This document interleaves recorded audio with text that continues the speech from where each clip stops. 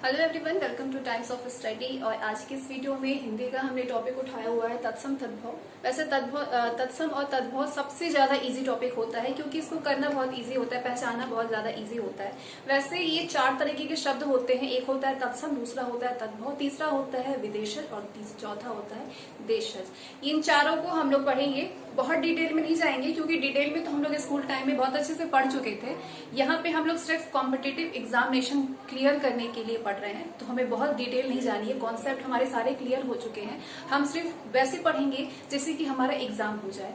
ऐसा नहीं कि रटना है, रटना भी नहीं है क्योंकि सारी चीजों का तो कॉन्सेप्ट हमारा क्लियर ही है। बस छोटे छोटे तरीके से हम उसको समझते जाएंगे और करते जाएंगे। और तत्सम तद्भव को समझना बहुत ज्यादा हार्ड नहीं है मेरे हिसाब से, और हिंदी को समझना बहुत ज्यादा हार्ड नहीं है। लेकिन अगर आप हिंदी लिटरेचर अगर आपका ऑप्शनल है तो उस तरीके से थोड़ा सा हार्ड होता है। बाकी आप वीडियो एग्जामिनेशन ले लीजिए, चाहे आप आरओ ले लीजिए, ये सब में जो हिंदी का लेवल होता है वो बहुत ज्यादा हार्ड नहीं होता है। लेकिन हाँ, जो वर्ड पावर होते हैं ना, वर्ड पावर बहुत ज्यादा होते हैं, तो वो बस थोड़ा सा याद रखने की बात है। क्योंकि वर्ड पावर की संख्या बहुत ज्यादा है तो उसको याद रखना थोड़ा सा डिफिकल्ट होता है क्योंकि हमारा दिमाग लिमिटेड होता है। लिमिटेड नहीं होता है, आप जितना डालना चाहे डाल सकते हैं, लेकिन लेने की क्षमता थोड़ी कम होती है। तो जितना लेंगे उतना ज्यादा ये तेज होता जाएगा।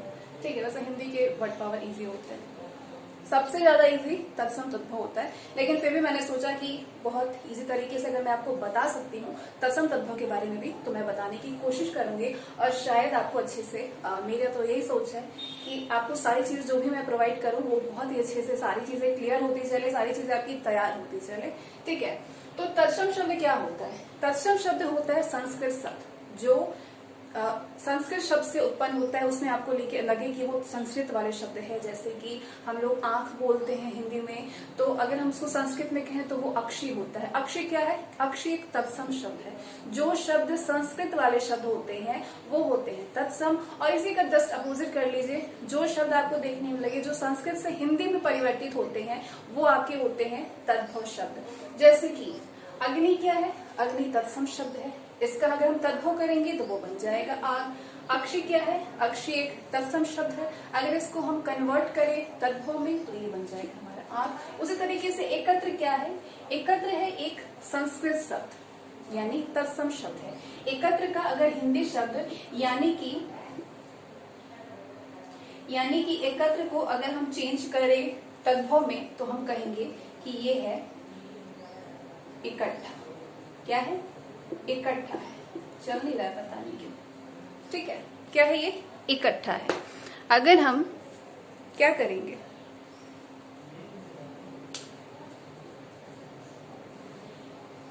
इकट्ठा, आप मेरे वर्ड्स को समझिए मैं क्या बोल रही हूँ। एकत्र संस्कृत शब्द है यानी तत्सम शब्द है। इकट्ठा क्या है? इकट्ठा एक हिंदी शब्द है यानी वो है आपका तद्भव शब्द। उसी तरीके से आलस्य क्या है? आलस्य एक संस्कृत शब्द है यानी कि ये तत्सम है। उसी को अगर हम कन्वर्ट कर दे आलसी में, अगर इसी को हम कन्वर्ट कर दे आलसी में तो ये क्या है?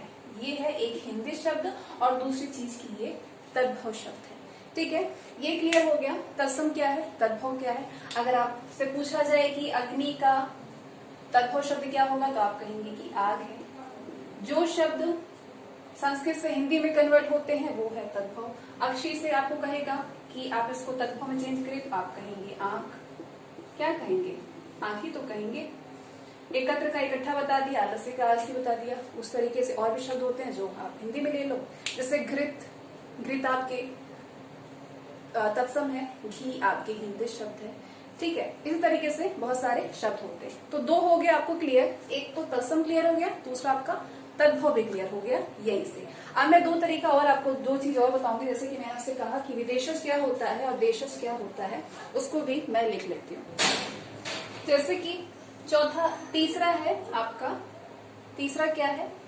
विदेशज शब्द। विदेशज शब्द क्या होता है? तत्सम तद्भव। अब आपका इसके बाद तत्सम तद्भव कभी भी गलत नहीं होगा। जो भी वर्ड आपको संस्कृत में दिखे वो है आपका तत्सम। उसको अगर चेंज करने के लिए कहे आपको तद्भव में तो आपको उसको तुरंत हिंदी में परिवर्तित कर देंगे। जो आपको हिंदी में दिखे उसको आपको कहे कि तत्सम में चेंज करे तो संस्कृत में आपको चेंज कर देना है। बाकी उसमें कुछ करना नहीं होता, बहुत ईजी है। अब बात करेंगे हम लोग विदेशज शब्द क्या होता है। जो शब्द विदेशी होते हैं, विदेशी शब्द को ये विदेशी शब्द जो होते हैं वो आपके विदेशज होते हैं। बहुत इजी है, ये नाम से ही सारे पता चलते हैं, इसलिए इनको याद करना, इनको समझना बहुत इजी होता है। जो विदेशज, यहाँ से आपको समझ में आया, जो शब्द विदेशी होते हैं। विदेशी शब्द कैसे, अगर आपसे पूछा जाए कि कौन सा विदेशी शब्द, तो आप कहेंगे जैसे कि डांस, फॉर एग्जाम्पल। ठीक है, एग्जाम्पल क्या, जैसे कि डांस, या फिर आप इस तरीके से लिख सकते हैं डांस। डांस क्या है, ये एक विदेशी शब्द है, यानी आप इसको कहेंगे ये है विदेशज। इसी प्रकार से स्कूल को हम लोग इस तरीके से इंग्लिश में भी लिखते हैं और हिंदी में भी हम लोग को लिखना होता है, तो हम लोग इस तरीके से लिखते हैं स्कूल। स्कूल क्या है, स्कूल एक विदेशज शब्द है। इसी तरीके से आप तशरीफ, ये क्या है, एक विदेशज शब्द है। ठीक है, आप इसी तरीके से जो भी शब्द आपको देखने में लगेगी कि वो विदेशी शब्द है, वो होते हैं विदेशज। ठीक है, तो ये भी बहुत ज्यादा इजी है, विदेशज शब्द। अब मैं आपको बताऊंगी कि देशज शब्द क्या होता है, उसे भी मैं लिख लूं। एक चीज मैं और क्लियर कर दूं, विदेशज शब्द तो जो भाषा अंग्रेजी भाषा होते हैं, जो भाषा विदेशी भाषा होते हैं, वो आपके विदेशज शब्द होते हैं, ये तो आपने समझ लिया। अंग्रेजी भाषा और संस्कृत भाषा, ये दोनों ही विदेशज शब्द हैं, ध्यान रखिएगा। अंग्रेजी भाषा जैसे डांस और स्कूल, ये क्या है, ये विदेशज शब्द है। उसी तरीके से संस्कृत भाषा भी विदेशज शब्द है। संस्कृत भाषा भी क्या है, विदेशज शब्द है। ठीक है, जैसे तशरीफ,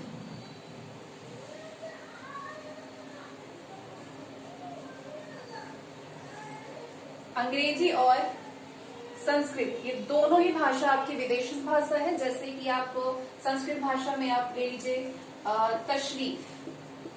ठीक है, तशरीफ कह सकते हैं, ये प्रोनाउंसिएशन वाली बात है, कुछ लोग इसको तशरीफ भी बोलते हैं। ठीक है, ये समझने के ऊपर है, प्रोनाउंसिएशन के ऊपर है। ये क्या है, ये संस्कृत भाषा है और ये एक विदेशज शब्द है। ठीक उसी प्रकार से बेवफा, बेवफा क्या है, ये एक संस्कृत भाषा है और इसके साथ ही ये क्या है, विदेशज शब्द है। जो शब्द विदेशी भाषा में होते हैं वो विदेशज शब्द होते हैं, और अंग्रेजी शब्द और संस्कृत शब्द, ये दोनों ही शब्द भी विदेशज शब्द होते हैं। जैसे कि आपने फॉर एग्जांपल समझ लिया। और मैं अब बताती हूँ आपको कि देशज शब्द क्या होते हैं। देशज शब्द क्या होता है, जैसा कि विदेशज समझा आपने, 4 तरीके के शब्द को आज हम लोगों ने क्लियर किया है। एक तो तत्सम तद्भव, तीसरा हमने विदेशज शब्द समझा, और चौथा अब हम समझेंगे देशज शब्द। देशज शब्द क्या होता है, किसी विशेष क्षेत्र में बोली जाने वाले जो शब्द होते हैं, जो भाषा का हम लोग प्रयोग करते हैं, वो होता है देशज शब्द। यानी जैसे कि हम लोग बिहार से हैं तो हम लोग बिहारी बोलेंगे, तो वो वहां का क्षेत्रीय भाषा है। तो जहां जहां का क्षेत्रीय भाषा होता है उसको बोलते हैं देशज शब्द। जैसे कि हरियाणा में हरियाणवी बोली जाता है, बिहार में बिहारी बोला जाता है, यूपी में आपका ब्रज भाषा बोला जाता है। तो किसी विशेष क्षेत्र में बोले जाने वाले जो शब्द होते हैं वो होता है देशज शब्द। जैसे कि हरियाणा में हम लोग बटुआ बोलते हैं, जैसे कि ये बिहार में बहुत प्रचलित है आपका लिट्टी चोखा। ठीक है, तो ये हम लोग बिहार में बोलते हैं, वही हम लोग यूपी में उसको बाटी चोखा बोलते हैं। तो ये वो वहाँ का क्षेत्रीय भाषा है, ये यहाँ की क्षेत्रीय बोली है। इसी प्रकार से जैसे हरियाणा में कुछ बोला जाता होगा, आपके बाकी जगह पे राजस्थान में कोई भाषा होगी, तो जहाँ का जो क्षेत्रीय भाषा होती है उसको बोलते हैं देशज शब्द। तो ये आप समझ गए होंगे।